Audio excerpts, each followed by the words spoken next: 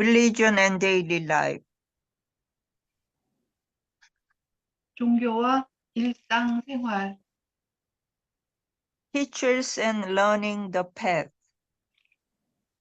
스승과 득도,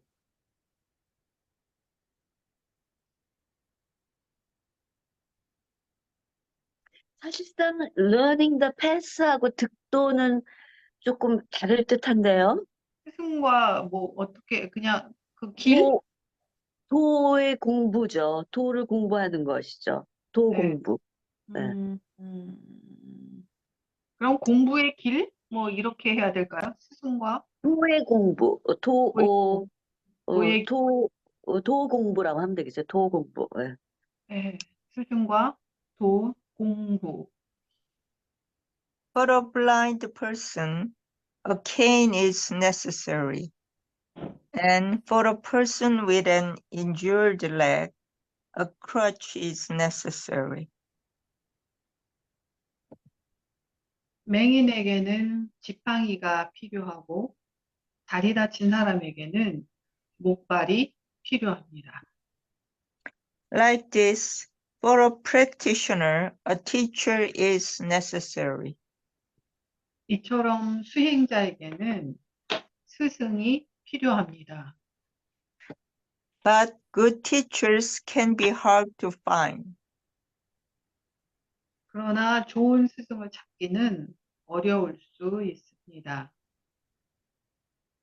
Be careful.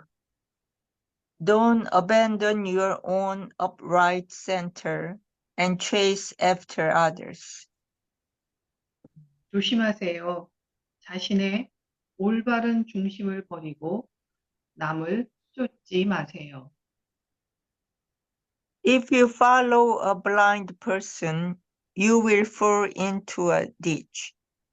눈먼 사람을 따르면 또랑에 빠집니다.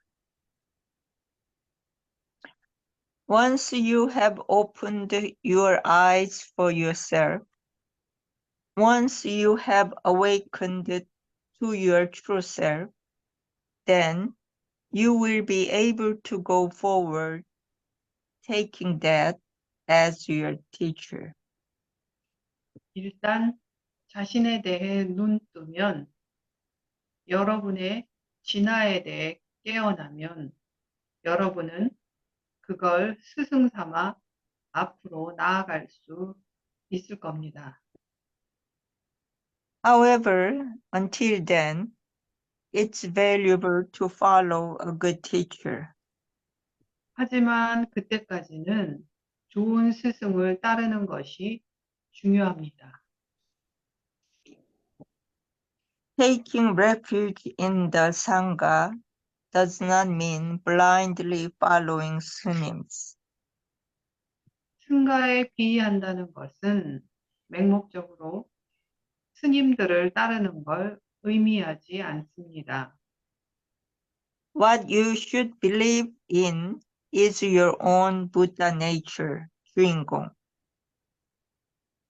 여러분이 믿어야 할 것은 여러분 자신의 불성, 주인공입니다.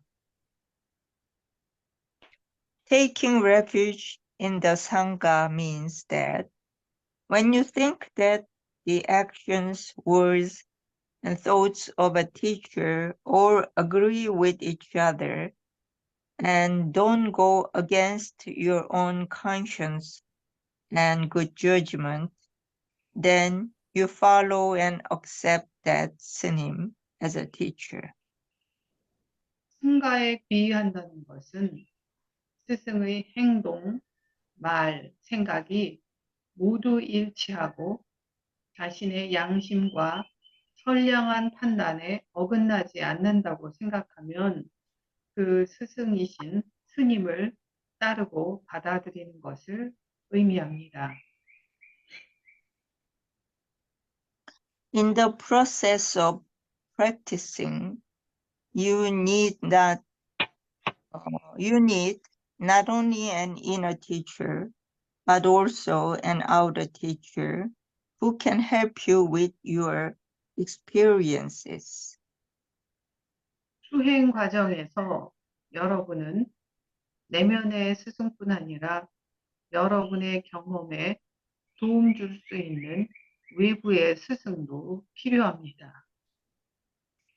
For example, 이게 누구죠? 후이크, 해가 스님이라고.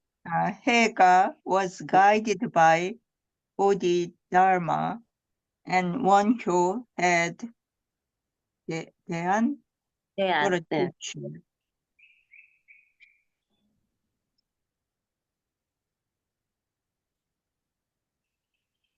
예를 들어 해가는 보리달마의 안내를 받았고 원효는 대안을 스승으로 삼았습니다. The resolute and unflinching mountains silently tell us, live like a mountain. 의연하고 흔들리지 않는 산들은 우리에게 산처럼 살아 하고 조용히 말합니다. The ceaselessly flowing waters whisper, live like water. 쉬지 않고 흐르는 물은 물처럼 살아 하고 속삭입니다. The flowers that bloom in the midst of any kind of adversity quietly sing, live like a flower. 어떤 역경 속에서도 피어나는 꽃들은 꽃처럼 살아 하고 조용히 노래합니다. A weed living in harsh soil says, live courageously. 척박한 땅에 사는 잡초는 용감하게 살아 하고 말합니다. There is nothing that is not our teacher. 거기엔 우리의 스승 아닌 것이 없습니다. There is no place in the Buddha realm and universe that is not your place. 불계와 우주에는 여러분의 도량 아닌 곳이 없습니다. No matter whether you are in the Dharma hall or sitting on the toilet, because you exist at that place, true self exists together with you, and Buddha also exists together with you. 여러분이 법당에 있든 변기에 앉아 있든 그곳에 여러분이 존재하기 때문에 진화도 여러분과 함께 존재하고 부처님도 여러분과 함께 존재합니다. Nevertheless, there are many people who ignore Juingong and wander around outside, trying to find a better teacher or a better place for praying. 그럼에도 불구하고 주인공을 무시하고 더 좋은 스승을 찾거나 기도하기에 더 좋은 곳을 찾으려고 밖에서 방황하는 사람들이 많습니다. They don't know that within themselves they have their own Dharma hall, which is always filled with light and where Buddha is always present. 그들은 자신들 안에 언제나 빛이 가득하고 부처님이 항상 계시는 자신의 법당이 있다는 것을 모릅니다. 네, 거기까지인가요? 네. 제 10장에 들어섰네요. 제 10장, 챕터 10. 네, 종교와 일상생활. 그러니까 현실적인 이제 종교 생활을 하는 문제지요. 그래서 처음으로 이제 스승을 어떻게 어, 잡느냐, 그러니까 택하느냐, 그리고 이제 어떻게 도의 길을 배워가느냐. 이게 이제 도 닦는 데 있어서 스승의 의미가 이제 처음 그 주제가 되겠네요. 그래서 어, 눈먼 맹인에게 지팡이가 필요하듯이 수행자, 그러니까 우리 같은 수행자에게는 스승이 필요하다라는 거죠. 하지만 좋은 스승을 찾는 것은 참 힘들다. 그래서 자칫 눈먼 사람을 스승으로 삼게 될 수도 있고, 그렇게 되면 같이 도랑에 빠지기도 한다. 네, 그래서 사실상은 이제 제일 중요한 것은 거듭 반복되겠지만, 일단 자기 안에 참나, 진아를 찾으면, 그러니까 찾는다기보다 그냥 발견하면, 있으니까 그대로 발견하면 그 진아를 스승으로 삼으면 되는 거죠. 그런데 그거를 찾기 전까지 또는 찾고 나서도 어떤 면에서는 보림을 위해서 그 좋은 스승이 내 안에 그 진아가 진짜 스승이지만 내 밖에 좋은 스승도 필요하다. 그런 거죠. 어, 그렇지만 아까도 얘기했듯이 그 좋은 스승을 찾는 게 참 쉽지는 않은 거죠. 그래서 좋은 스승을 찾는다고 찾아서 어떤 승가, 그러니까 그 스님을 에, 무조건 추종하는 그런 태도, 이런 거는 좋은 스승을 찾는 게 아니다라는 얘기예요. 그래서 스승을 찾을 때는 어떤 스님일 경우가 많겠죠? 그러면 스님의 말과 행동, 그 다음에 생각, 뜻, 이런 것들이, 그러니까 찾는 나의 양심과 어떤 선한 판단에 부합하는지, 그거를 이렇게 잘, 중용해라라는 거죠. 현실적인 어떤 그 상식이라든가, 어떤 양심, 내가 가지고 있는 그런 것들과, 그 다음에 스승의 언행, 그다음에 이런 뜻 이런 것들이 부합이 되는지 그거를 부합시킨 연후에 스승으로 삼아라 그런 얘기예요. 그래서 그런 스승은 누구에게나 필요하다. 그래서 예를 들어서 아까 그 그러니까 중국어로는 후이거라고 읽거든요. 근데 한국어로는 해가 스님이 이제 달마 스님이 어, 인도했던 그 달마의 제자죠. 그래서 이제 해가 스님에게는 달마가 있었죠. 그 다음에 원효 스님에게는 대안 스님이라는 분이 계셨다고 해요. 근데 이 대안 스님에 대해서는 별로 많이 알려진 게 없는데 이 원효 스님을 그 말하자면 일부러 데리고 사막도에 빠지게 이렇게 이끌었다라고 하는 그런 이야기가 전해져요. 자세한 거는 뭐 나도 잘 기억이 안 나지만 어쨌든 그 뭐 숲속에 가만히 앉아서 틀어앉아서 좌선하는 그런 것이 길이 아니다라는 것을 알려주고 시장 바닥으로 끌고 갔다라는 그런 일설이 있습니다.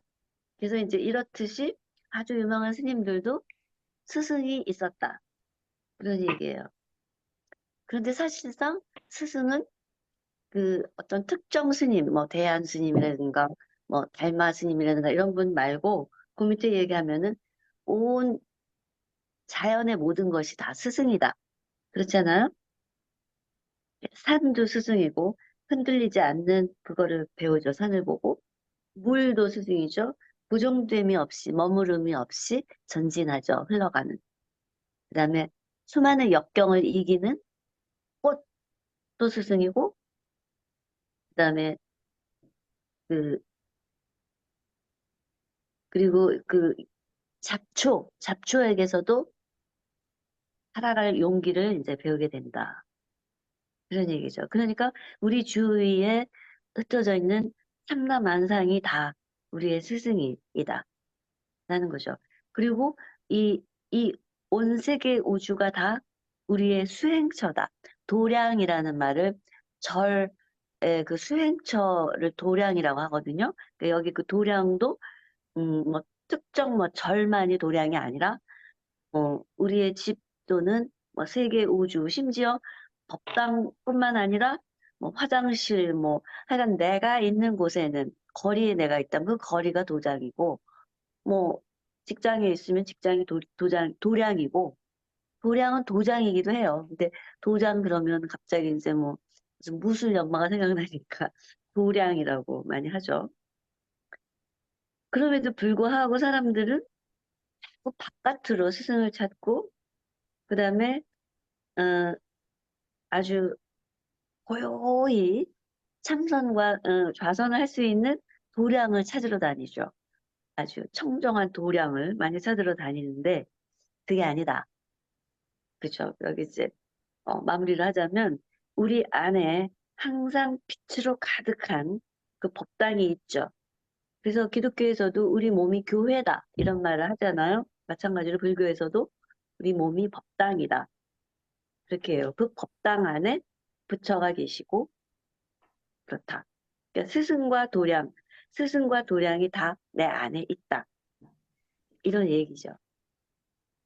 그래서 이제 여기 그 특정 스승이 필요하다. 그러니까 바깥의 특정 그러니까 원효 스님에게 대한 스님 같은 특정한 아니, 스승이 계셨듯이 우리에게도 사실 저 경우는 대행선사, 대행 스님이 제일 특정 스님이죠. 그리고 그거 말고 자연이 자연이 모두 스승이죠. 모든 생명체가 다 동물, 식물이 다 스승이죠. 무엇보다 내 안에 진아가 참 스승이다. 라는 거죠. 그 다음에 도량은 마찬가지로 어디나 도량이다. 절만이 아니라 특정 센터만이 아니라 어디나 다 도량이다. 그런 얘기예요. 그래서 굳이 뭐 특정 스승이다, 뭐 자연이 스승이다, 내 안에 스승이다 이렇게 얘기했지만 그렇게 번호를 붙일 필요도 없겠지요. 모두가 다 스승이고 어디나 다 도량이다. 라는 얘기예요. 그래서 우리가 수행을 할 때, 그러니까 보통 평범한 사람으로서 우리가 수행을 할 때 스승을 어떻게 찾을 것이며, 그 다음에 그 도의 길을 어떻게 배워나갈 것인가 하는 이제 첫 번째 소제목의 내용이 되겠습니다. 거기까지는 뭐, 음, 특별히 어렵다거나 처음 나왔다거나 하는 거는 없는 것 같은데, 어떠세요? 의문이 나는 부분이 있나요, 혹시? 그 대목에? 아니, 의문이 난다기보다 네, 이걸 읽으면서 생각하게 되는 거는, 네, 물론 우리 안에 진화가 있죠. 근데 그 에고로 살아가는 것이 이제 더 많다고 해야 될까? 그러니까 그 진화를 만나고 진화와의 관계를 안정되게라고 할까? 이렇게 할 수 있는 상태까지 가게 하는 그 스승은 필요하다는 생각이 들어요. 그러니까 밖에 있는 스승을 따라간다기보다 그 좋은 스승은 내가 안으로 들어가서 진화를 만나게 해주는 스승인 거죠. 이제 그렇죠. 근데 이제 혼자 누구나 어쩌다 한 번쯤은 본인이 알든 모르든 진화를 경험할 수 있는데 그렇게 어쩌다 한 번 경험하는 거 가지고는 안 되거든요. 그러니까 스승도 그냥 어쩌다 한 번 만나는 게 아니라 꾸준히 만나서 어떤 그 단계라는 말은 좀 맞지 않는 것 같고 그러니까 진화와의 관계를 꾸준히 할 수 있는 상태까지 가게 하는 데는 스승의 도움이 필요하다는 생각이 나는 더 들어요. 그러니까 그냥 이것도 스승이고 저것도 스승이고 이런 있을 때 나의 에고 마음대로 막 생각할 수 있고 그렇지 않은데 그렇다고 생각해도 알 수 없는 거잖아요. 근데 스승이 있다는 건 이건 아니고 이제 저쪽으로 가야 되라든가 뭐 이런 걸 해줄 수 있는 거라. 그러니까 여기 지금 원효나 해가 같은 그 스님들의 우리 비교하긴 좀 우습지만, 그러니까 이런 분들도 그런 스승이 있을 때 그렇게 된 것처럼, 글쎄 그런 스승이 다 필요하다는 생각이 드는데, 과연 어디서 그런 스승들을 만날 수 있을까라는 건 훨씬 어려운 문제죠. 그렇죠. 좋은 스승을, 그러니까 나에게 맞게 잘 이끌어줄 수 있는 스승을 찾기는 쉽진 않죠.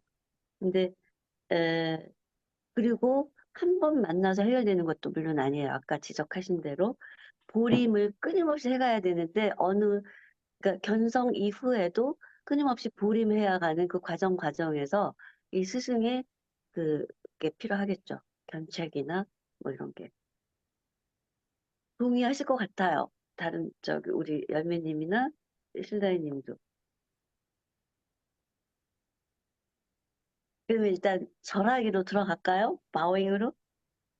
네. 네, 네, bowing. 옹공법, 절. 네.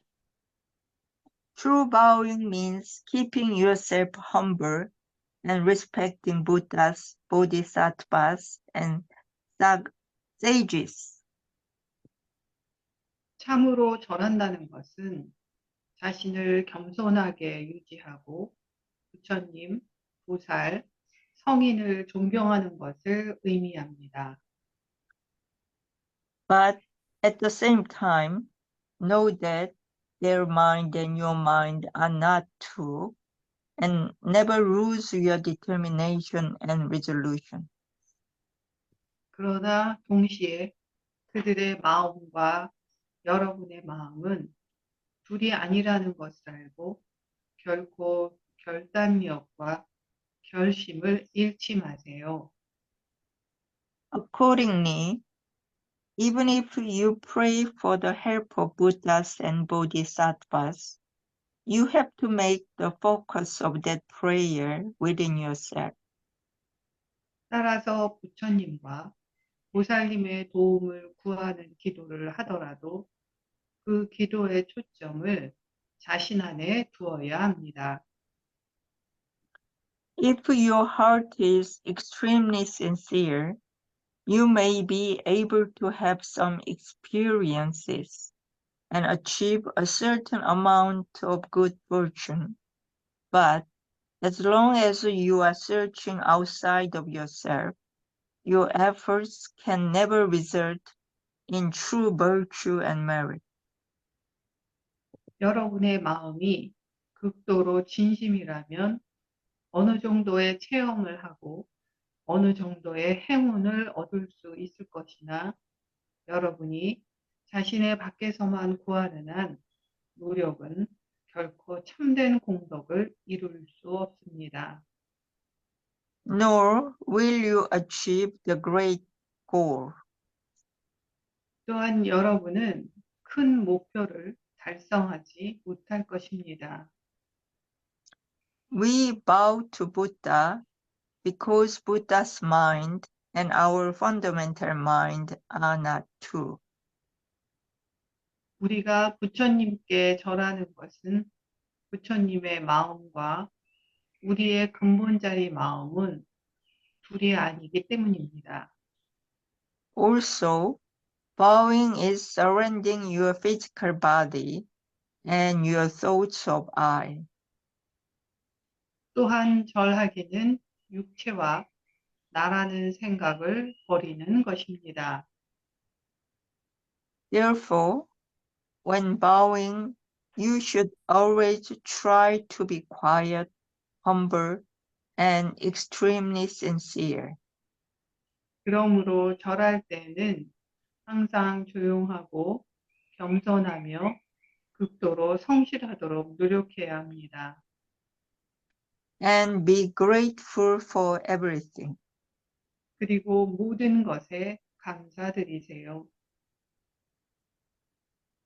Bowing reverently to Buddha and Sun Masters is bowing reverently to your true nature. 여러분과 선사들에게 절하는 것은 부처님과 선사들에게 절하는 것은 자신의 본성에 절하는 것입니다. Offering food to Buddhas and Sun Masters is offering food to 주인공.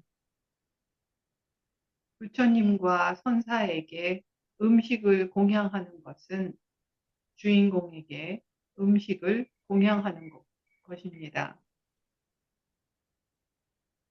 Indeed, the mind of Buddha, the mind of Bodhisattvas, and Dharma protecting spirits, the mind of patriarchs and sun masters of the past, and the mind of all ancestors and all unenlightened beings are together inside of 주인공, working as one. 실은 부처의 마음, 보살의 마음과 수호법의 정신, 과거의 조사와 선사의 마음, 모든 조상과 일체 중생의 마음이 주인공 안에 함께하여 하나로 역사하는 것입니다.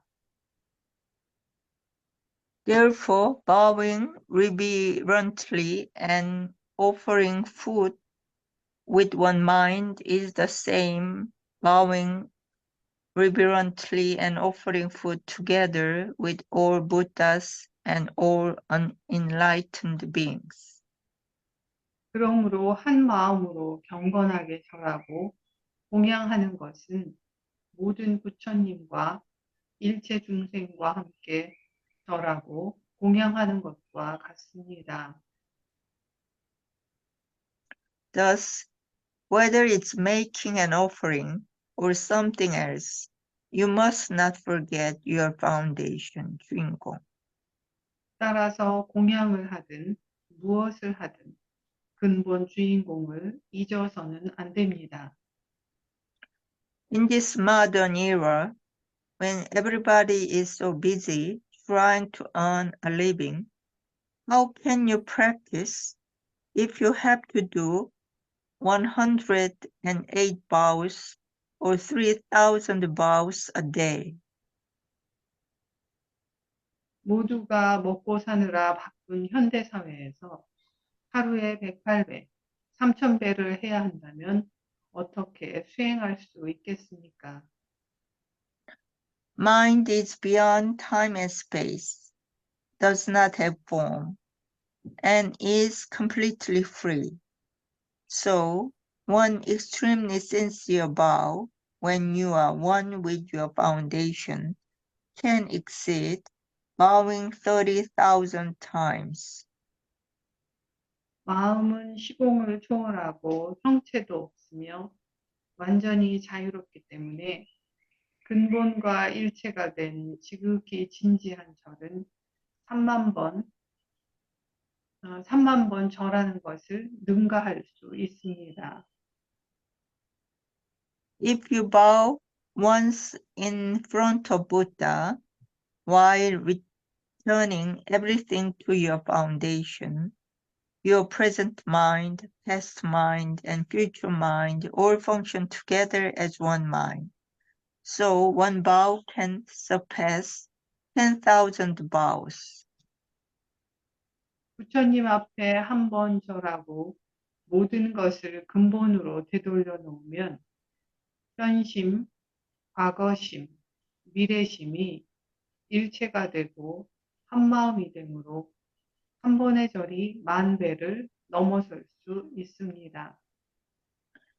When you bow and put your forehead on the ground in front of Buddha, it means that Buddha's mind and your mind are not two, and that Buddha's body and your body are not two.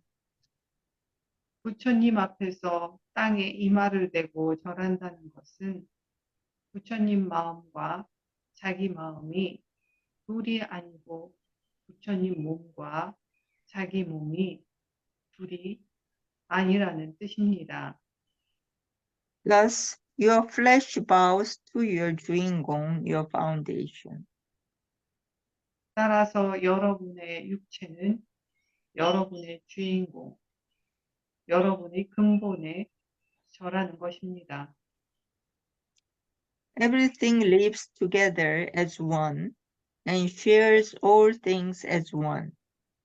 So bow to your foundation, which makes this possible. 모든 것이 하나로 함께 살고 모든 것을 하나로 공유함으로 이를 가능하게 하는 여러분의 근본에 절하세요. Your foundation encompasses everything and connects it all as one, while transcending space and time. It is the functioning of your foundation that is the source of all laws and truths of the universe.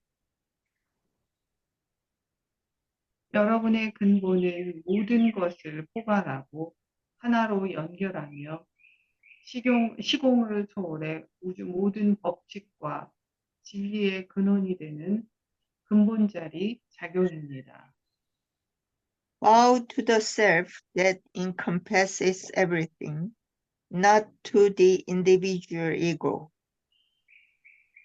개별 자아가 아닌 모든 것을 포괄하는 자아에게 절하세요. When you give something or help others, do it from the foundation, not the individual I. 무엇을 주거나 다른 사람을 도울 때 개별 나가 아닌 근본 자리로부터 하세요. While bowing, know that everything is already combined with your foundation. 절하는 동안 모든 것이 이미 근본 자리와 결합되어 있음을 아십시오. True bowing is not directed outward. Instead, it goes inward. 진정한 절은 바깥쪽으로 향하는 것이 아니라 대신에 안쪽으로 들어갑니다. Thus, if you truly bow to Buddha, you are bowing to 주인공, your foundation. 따라서 여러분이 진정으로 부처님께 절을 한다면 그것은 여러분의 근본인 주인공에게 절하는 것입니다. 네, 거기까지군요. 네. 그런데 계속 우리가 새 소리를 듣게 되네요. 맨 처음에는 바깥에서 나는 새소리인가 했더니 계속 들어보니까 안에서 키우는 새 같다는 생각도 드네요. 아니요, 저희 항상 하루 종일 이렇게 새소리가 들려요. 밖에서 나는 새소리예요? 바로 우와, 피어서 바로 앞에. 딱따구리도 막 울고요. 오, 진짜 두꺼비도 막, 그러네. 네, 두꺼비도 막 볼 수 있고 그래요. 천에 딱 어이구, 예. 상당히 그 깊은 숲속에 들어와 있는 느낌이 네. 느껴져요. 부럽네. 예.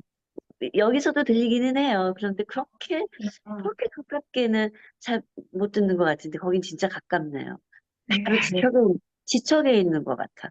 그래서 네. 이거 혹시 세상이 있나? 아, 이렇겠죠.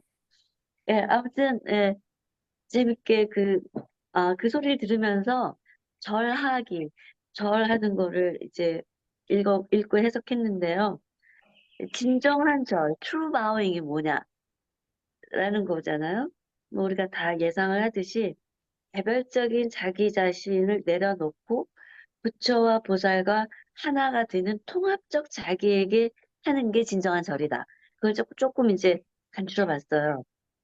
그러니까 절을 할 때 나의 그 마음과 부처님 보살의 마음이 하나임을 알고 모든 거를 근본 자리 안에 놓고 절을 해야지. 그렇지 않고 대상으로 보고 뭐 부처나 보살상이나 이런 불상을 대상으로 놓고 절을 하는 건 진정한 절이 아니다.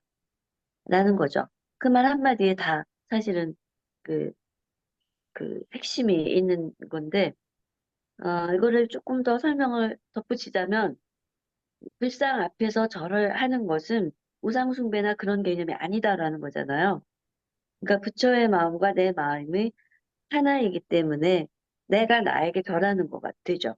그러니까 내 몸이 또 내 몸이다. 또는 부처의 불상은 다른 것이다. 내 몸은 내 몸이고 부처는 부처다. 부처의 몸이다. 이렇게 하면 진정한 절을 하는 게 아니다라는 거죠. 내 몸이다, 나다, 라는 그런 생각 자체가 없어야 진정한 절을 할 그런 자세가 된다는 거잖아요. 그래서 그 내 몸이다, 내 마음이다, 라는 그런 거를 내려놓고 그 하는 절이 진정한 절이다. 그래서 아까 말했듯이 불상 앞에서 절을 하는 건 내가 나에게 절하는 거죠. 그러니까 앞에 나는 개별적인 나겠고 뒤에 나는 포괄적인 나, 불상과 내가 하나 되는 나, 진아겠죠. 사실은 그렇게 따지면 우리가 일상에서 부모님께 우리는 어렸을 때 집에 가면 꼭 부모님께 큰 절을 올렸었거든요. 그 부모님께 절하는 것도 그때는 절할 때는 뭐 부모 따로 우리 따로였었죠. 저 경우는. 근데 지금은 이제 무덤 앞에 가서 우리 부모님 무덤 앞에 가서 절을 할 때는 이런 느낌을 이런 생각을 가지면서 하죠. 그리고 이제 여기 절하는 것과 함께 공양하는 것이 나오거든요. 공양. 공양하는 것도 절하는 것과 마찬가지다. 근데 이제 공양은 아까도 얘기했지만 불상 부처님 앞에 올리는 성물이에요. 그러니까 향대, 그다음에 촛대, 그다음에 정수 그런 것들하고 이제 더불어서 offering food도 하거든요. 그래서 떡이라든가 뭐 쌀도 이렇게 올려놓기도 하고 그런 거. 그리고 이제 꽃, 뭐 과일 이런 것도 올리죠. 한마음 선언에는 6가지를 올려요. 그거를 이제 육법 공양이라고 하는데 초, 향, 정수, 그다음에 우주떡이라 그래서 둥근 떡하고 꽃하고 과일이죠. 우주떡, 둥근 떡은 모든 생명체들이 함께 나누는 떡이라는 의미에서 우주떡, 둥근 떡을 올리고요. 꽃은 이제 마음의 꽃, 참마음의 꽃이 이제 펴야 되는 거죠. 마음의 꽃이 펴야 그 다음에 그 꽃이 지고 나서 열매를 맺잖아요. 그 열매는 나도 먹고 남도 다 나눠줄 수 있는 열매. 그게 과일이잖아요. 그래서 그런 의미에서 이제 둥근 떡과 꽃과 과일을 올리죠. 앞에 거는 이제 초, 향, 정수. 이렇게 6가지를 올려요. 근데 요즘에 뭐 다 아시겠지만 여기 성배사나 각원사에 가면 사탕도 올라가 있고 명태 같은 것도 올라가 있고 쌀도 뭐 많이 올라가 있어요. 여러 가지 있어요. 술도 심지어 올라가 있어요. 뭐 여러 가지 하거든요. 네, 하고 싶은 대로 해요. 아무튼 근데 이제 그 공양은 절과 마찬가지로 나를 포함한 모든 부처와 모든 중생에게 하는 것이다. 라는 얘기가 나오죠. 그러니까 절하고 공양 올리는 것 이런 건 같은 맥락이다. 라는 이야기가 있고요. 그리고 이제 다시 절 하는 걸로 돌아와서 아, 오늘날 이 현대 사회는 진짜 바쁘다 바빠 이러고 살잖아요. 나도 오늘 막 1분이 지나가지고 얼른 이거를 이렇게 들어오게 됐는데 바쁘게 이렇게 돌아가는 현대 사회에서는 108배, 뭐 3만 배, 10,000배 이런 거를 굳이 꼭 할 필요가 없다. 그 108이나 또는 만 또는 3만 뭐 이런 데 끄달리지 마라. 그래서 진정성 있는 1배 한 번의 절이 그냥 뭐 해야 되니까 하는 뭐 형식적인 그런 음 108배나 뭐 10,000배, 뭐 30,000배보다 낫다. 이런 얘기가 있죠. 그 진정성이 이제 중요하다라는 거죠. 모든 게 그렇지만. 네. 그래서 그 모든 것을 우리 주인공 근본 자리에 돌리고 올리는 한 일백, 한 번의 절 안에는 3세가 하나로 작용된다. 그러니까 3세는 과거, 현재, 미래. 그러니까 과거, 현재 심, 과거 심, 미래 심. 이거를 이제 삼심, 3세가 하나의 마음으로 작용하는 절. 그걸 한 배만 딱 올려도 10,000배의 절보다 낫다. 그런 얘기죠. 그래서 다시 반복하지만 절이라는 거는 개별적인 몸이 전체 우리의 근본 주인공에 내려놓는 거예요. 이렇게 내려놓는 거. 몸을 내려놓듯이 그 개별적인 마음을 전체적인 근본 자리에 내려놓는 거. 이게 절이다. 그렇게 한 일배는 진정한 절이고, 아까 말하는 3세를 초월할 뿐만 아니라 공간도 초월하죠. 3계, 3세를 다 초월해서 우주와 함께 작용한다. 라는 거죠. 그래서 이렇게 통합적으로 불상 앞에서 또는 뭐 보살상 앞에서 참되게 한번 절하는 것은 바로 나의 주인공, 근본 자리에 절하는 거죠. 내가 나에게 절하는 거다라는 게 이런 의미 아니겠습니까? 근데 거기까지가 이제 이 절하기, 바우잉에 대한 이야기. 거기에 이제 잠깐 공양하는 것이 같이 들어가죠. 뭔가를 올리고 내리고 하는 거, 자기 몸을 내려서 그러니까 그 다른 법문에 이런 게 있어요. 예배에 대해서 한자로는 예하고 배가 따로 그 의미가 있거든요. 예는 올리는 거고 배는 내리는 거예요. 예는 그러니까 기독교에서도 우리가 예배 드린다라고 하죠. 그냥 우리는 예배 워시프라고 하지만 그 한자에서 예는 공양을 올리는 거죠. 그 참 그 진아 자리, 근본 주인공 자리에다가 올리는 거고 그게 예불하다 할 때 예가 그 예거든요. 그다음에 배는 이제 절하다. 그 나의 그 개별성을 내려놓는 거죠. 몸을 내려놓는 거죠. 개별적인 몸을 내려놓는 거죠. 그래서 이제 바우잉과 offering, food라는 표현인데 그거는 예배라고 표현을 할 수 있을 것 같아요. 또 다른 의미에서. 아무튼 거기까지 우리가 수행하는 사람들이 일상적으로 현실적으로 하는 일들 중에 이렇게 스승을 찾는 일이 앞에 있었다면 이제 이 절하고 공양 올리는 거, 내리고 올리는 거. 이것이 이제 두 번째 그 수행의 중요한 어, 항목이죠. 일상이죠. 그 다음에 이제 세 번째가 이제 keeping the precepts군요. precepts. 계율을 지키는 거죠. 그거 마저 하고 또 이야기를 나눌까요? 어떨까요? 네. 네. Keeping the precepts.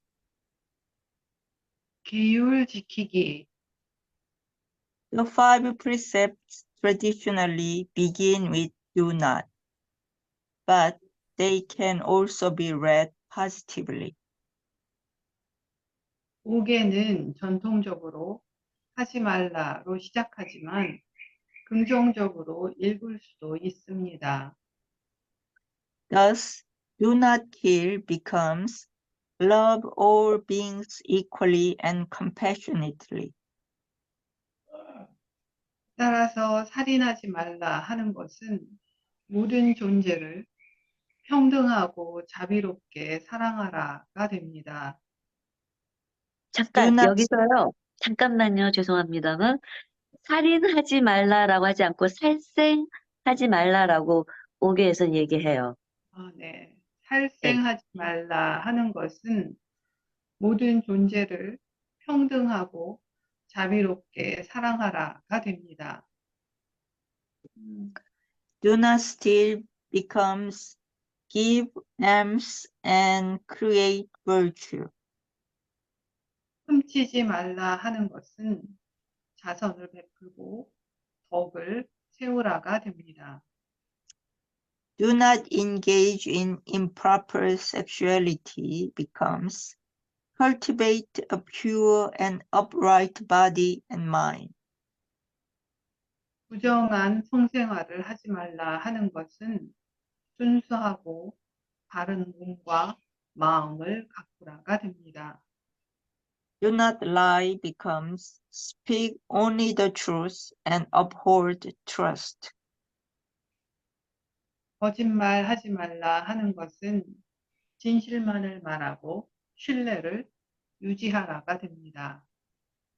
Do not drink alcohol becomes always maintain bright and upright wisdom. 술 마시지 말라 하는 것은 항상 밝고 올바른 지혜를 유지하라가 됩니다. By understanding the precepts in this way, the precepts are not things you uphold by not doing something. 이렇게 기율을 깨달으면 기율은 아무것도 하지 않고 지키기만 하는 것은 아닙니다. Rather, you keep them by putting the Buddha's intention into action. 오히려 부처님의 뜻을 행동으로 옮겨 이를 지키게 됩니다.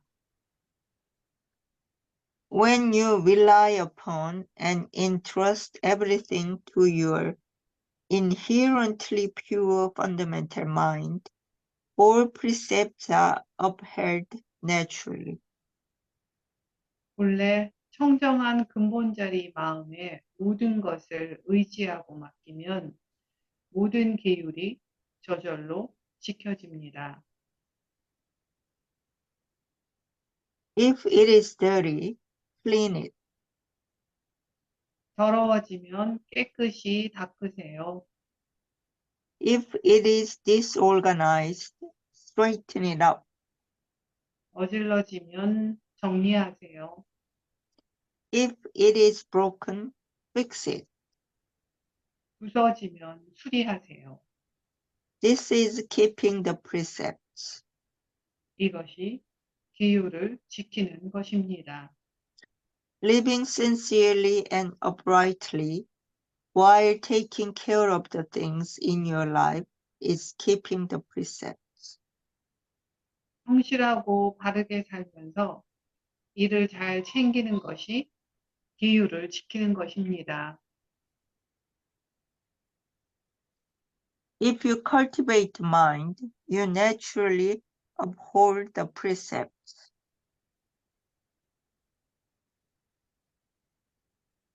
마음을 닦으면 자연스럽게 기율을 지키게 됩니다. People who fight with themselves, thinking, I must uphold the precepts, fail in the end to uphold the precepts.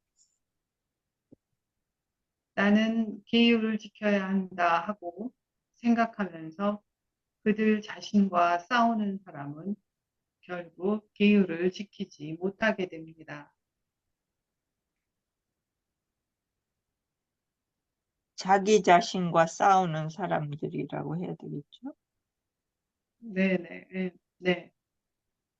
그러니까 다시 하면 나는 계율을 지켜야 한다 하고 생각하면서 자기 자신과 싸우는 사람은 결국 계율을 지키지 못하게 됩니다. Regardless of whether it is a precept or something else, you have to return everything to your foundation. Then all precepts are naturally upheld.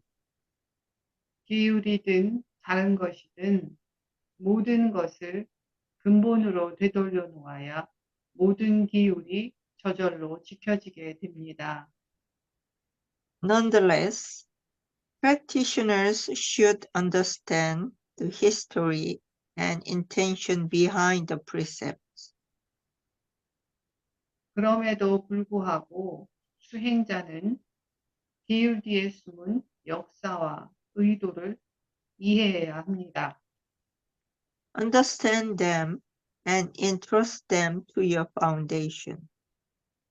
그것들을 이해하고 근본 자리에 맡기세요. In this way, you can apply them naturally in your daily life. 이렇게 하면 일상생활에서 자연스럽게 적용할 수 있습니다. Don't do this, don't do that. It's not the true meaning of the precepts given by the Buddha.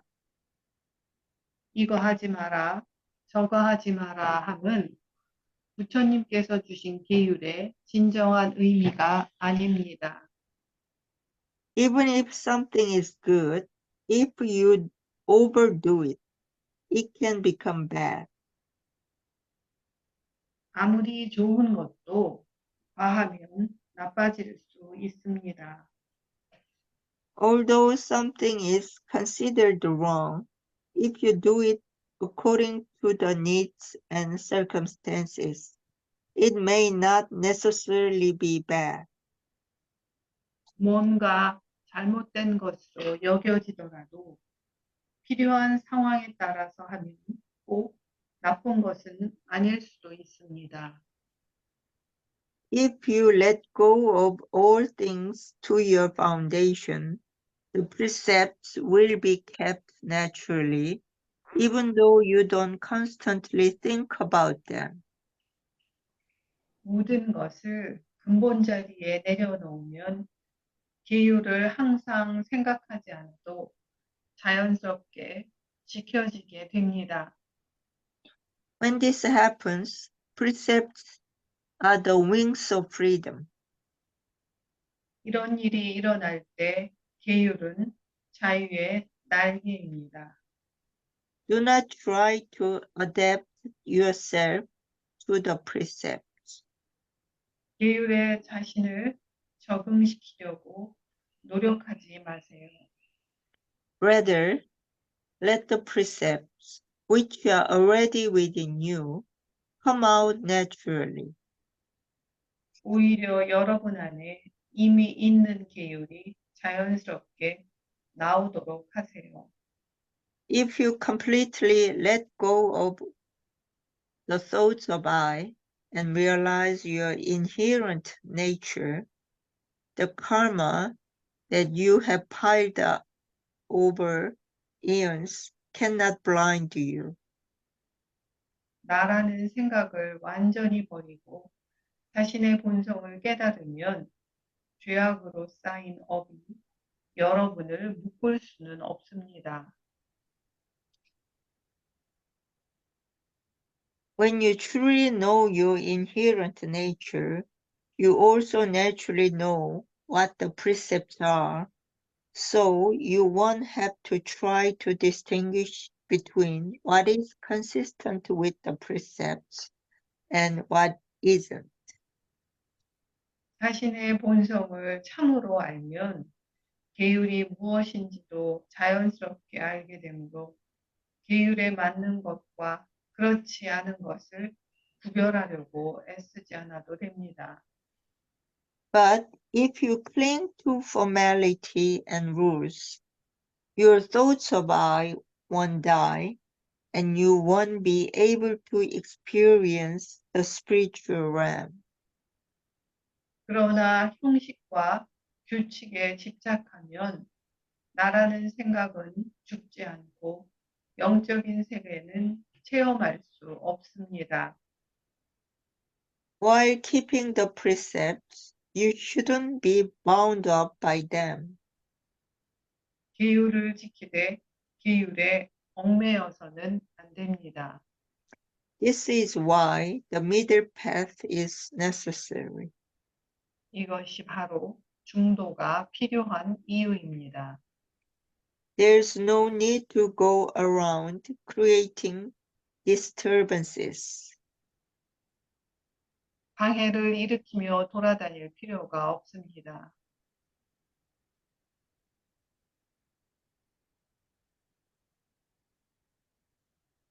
disturbances를 뭐라고 해석했나요? 아, 방해.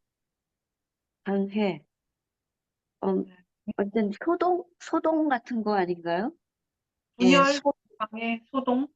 소동을 네, 만들면서 다닐 필요는 없다.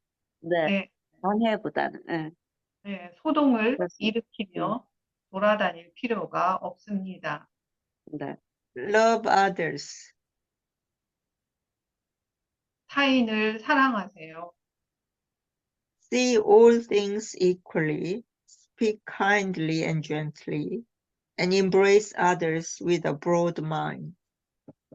모든 것을 공평하게 보고 친절하고 부드럽게 말하며 넓은 마음으로 남을 포용하세요. 아, 네, 거기까지군요. 거기까지. 그, 계율 지키기이죠. 사실은 5개, 10개 이런 계율이 있는데, 어떻게 하는 것이 우리 수행자들이 계율을 지키는 건가? 라는 거라면, 그러니까 불교의 5개 중에 이제 첫 번째가 살생하지 마라, 뭐 도둑질하지 마라, 뭐 사음하지 마라, 뭐 이런 거 있거든요. 근데 제일 중요한 게 이제 살생. 근데 주로 하지 마라 이렇게 되어 있어요.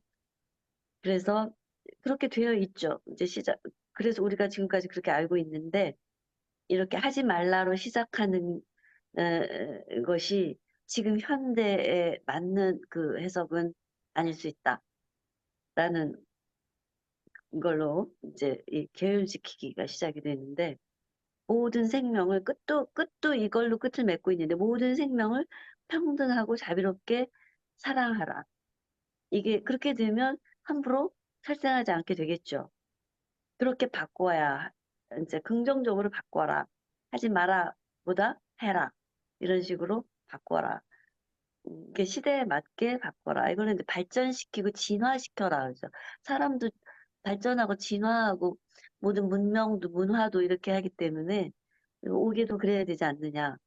이제 그 얘기는 상당히 설득력이 있는 말씀이죠.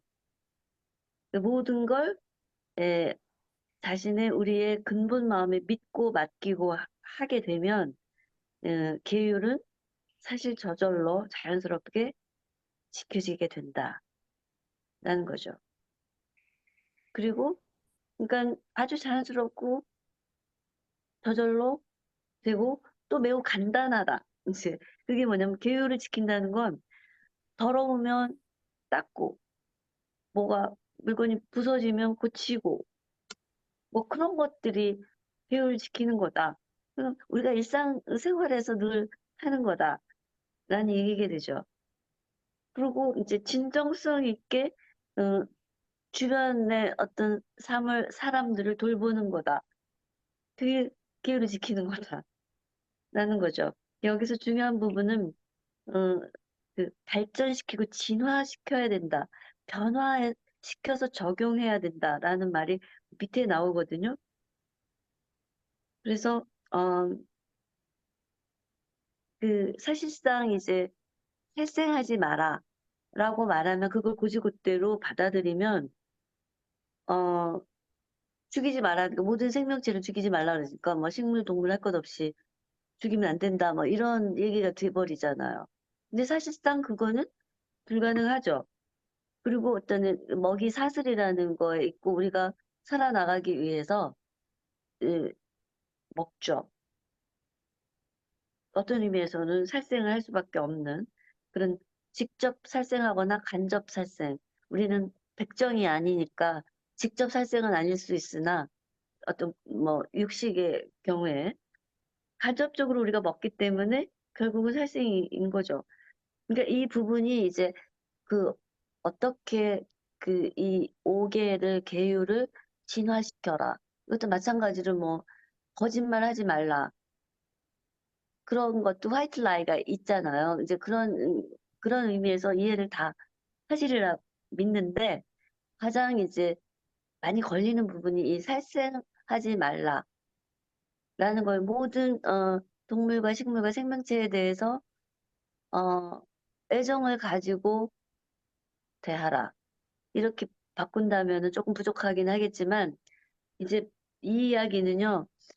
조금 그 더 하고 싶은데 이유는 이게 이제 가장 말하자면 변화 발전시키고 진화시키는 그 부분을 설명하기 쉬운 그 교육 같아요. 사생하지 마라. 그래서 하면 이게 대행선사의 법문을 통해서 이 부분을 여러 차례 언급을 하는데 거기에서 이제 우리가 먹이사슬을 통해서 영양과 여러 가지 상황에서 직접 간접으로 죽여서 먹는데 이게 죽이지만 죽이지 않는 도리라고 얘기해요. 그러니까 내가 너는 아주 미물이니까 그러니까 뭐 나보다 훨씬 낮은 그런 동물이기 때문에 내가 너를 먹겠다. 뭐 이런 식으로 먹는 그런 죽여서 먹는 그런 거는 살생일 수 있지만 그 대상을 그러니까 만약에 우리가 소고기를 취하기 위해서 소나 돼지고기 위해서 돼지, 닭 이런 그 생명체들을 동물을 가축을 죽일 때 이 내 그 몸과 마음과 그 가축 그러니까 소, 돼지, 닭의 마음과 몸을 내 근본자리에 하나로 돌려서 그 무명은 벗기고 그다음에 그것을 나와 하나로 일체화시키는 거죠. 몸도 하나로 일체화시키고 한 점 먹어서 일체화시키고 마음도 하나로 한다. 이런 표현이 있거든요. 그래서 이제 그 대행선상 그 본문에 보면 이게 비록 몸은 죽이지만 그 축생의 몸이 내 몸이 되고 축생의 마음은 그대로 내 근본 마음과 하나가 되면 그거는 살생하지만 살생이 아니고 그렇다는 거죠. 그런 의미가 되겠죠. 그래서 이제 채식을 한다고 해서 살생이 아닌 건 아니잖아요. 식물도 죽이는 거니까 우리가 캐거나 뭐 뽑거나 이렇게 하는 것도 그때도 마찬가지의 그 몸과 마음의 그 하나를 이루어라. 그렇게 하면 그게 이제 오계를 범한 것처럼 이렇게 오계의 첫 번째인 살생하지 마라를 범한 것 같지만 범하지 않는 거다라는 그런 이야기가 있어요. 아무튼 이게 조금 이런 설명이 꼭 필요하고 이거에 대해서 어떻게 받아들이냐는 또 굉장히 얘기가 많을 것 같아요. 이제 일단 넘어가서 이제 반복하자면 살생조차도 근본 자리에 맡기고 하면 살생이 아닌 천도가 된다라는 얘기죠. 그 단계를 높여주는 거죠. 그 축생의 단계를 사람으로 이렇게. 그래서 그렇게 되면 계율이 속박이 아니라 자유의 날개가 된다. 네, 그 우리가 견성하고 성불하고 열반의 경지에 이르러서 어, 열반의 경지에 이르게 된 대자유인이 되면 그들이 날개처럼 이렇게 이 계율을 쓸 수 있다라는 거겠죠. 이제 이런 경지에 가려면 나라고 하는 생각, 대상이라고 하는 생각, 이렇게 분리된 그런 생각을 완전히 벗어나야 할 수 있다. 그 진정한 이제 조금 전에 얘기했던 그런 계율의 의미를 확연히 알게 된다. 그렇게 되면 사실상 이제 다른 그 5개의 다른 것들도 마찬가지지만 어떤 게 계율에 맞는지 안 맞는지 굳이 안 따져도 자연스럽게 맞게 된다라는 거예요. 자연스럽게 지키게 되는 거죠. 그러니까 뭐 이거를 꼭 지켜야지 뭐 형식적으로 뭐 꼭 고지고대로 지켜야지 뭐 이렇게 하면 오히려 그 나라고 하는 고정관념에서 벗어나기가 어려워진다. 떨치기 어려워진다. 그렇죠. 그렇게 되면 계율도 당연히 못 지킨다. 이렇게 되겠죠. 그래서 이제 마지막 부분으로 가면 형식적으로 또는 축자적으로 그러니까 글자 하나하나를 쫓아서 내가 계율 지키리라. 이렇게 애쓰지 말고 모든 만물 만생을 나로 사랑하고 평등하게 보고 드넓은 한 마음으로 끌어안아라. 여기 마지막 부분이 그 see all things equally, speak kindly and gently, and embrace others with a broad mind잖아요. 그게 계율을 지키는 거다, 알죠? 그런 마음으로 보고 말하고 끌어안으면 자연히 계율을 지키게 된다. 그런 얘기겠어요. 지금 여기 이제 그 대행선사가 다른 그 본문에서 이렇게 그 말씀하신 그 부분이죠. 우리가 먹을 수밖에 없는 그런 생명체들을 어떤 마음과 어떤 몸으로 하나로 만드나라는 것이 굉장히 중요한 부분 같아요. 그리고 조금 사실상 좀 말이 되냐? 뭐 이렇게 생각하기도 하겠죠. 처음에 이런 이야기를 듣게 되거나 글을 보게 되면. 그래서 서사가 되게 낯설게 느껴지고 좀 어이없을 수도 있어요, 심지어.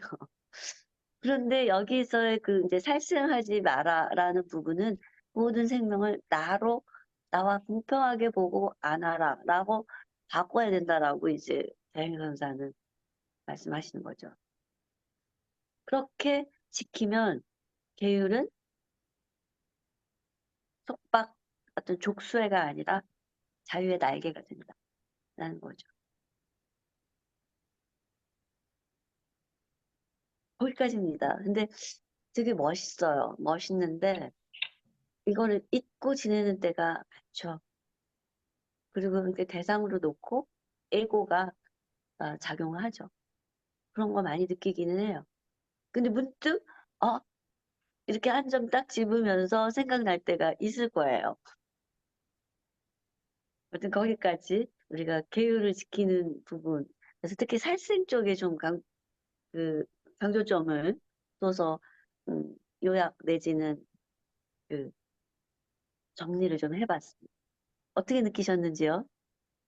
거꾸로 가도 되고요. 이렇게 계율 지키는 문제에서부터 시작해서 뭐 절하는 쪽으로 이렇게 넘어가도 좋고요. 뭐 생각나는 대로 음, 우리가 서로 이야기를 나눕시다.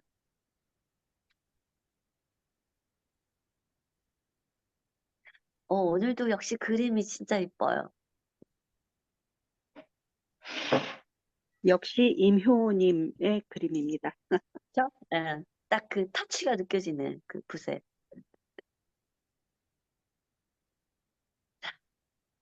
그 우리가 일상생활에서 하는 것들이잖아요. 절하는 거, 계율 지키는 거, 또 뭐 맨 앞에 뭐였죠? 음, 스승을 찾는 거, 이런 거. 음, 되게 늘 하는 일상적인 일 같아요. 현실적이고. 네, 수행자로서. 근데 여기 내용에 대해서 어떻게 느끼셨는지요? 처음에 이 본문 들었을 때 어, 제 안에서 근본에서 스승을 음, 찾아라, 만나라. 음, 음, 그게 진정한 스승이다. 라고 했을 때 참 많이 놀랐고 제 자신에 대해서도 새롭게 보게 되는 그런 것이 결국은 제 가치가 어, 빛나니까 타인의 가치도 어마어마하게 빛나게 느껴졌어요. 그래요. 음, 네, 그런 그때의 그 첫 충격이 지금 또 느껴지네요.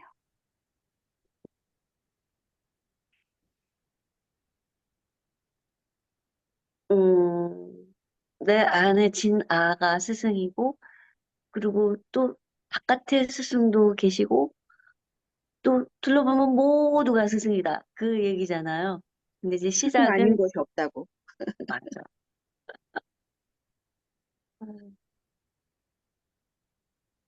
우리 열매님은 어떻게 느끼셨나요?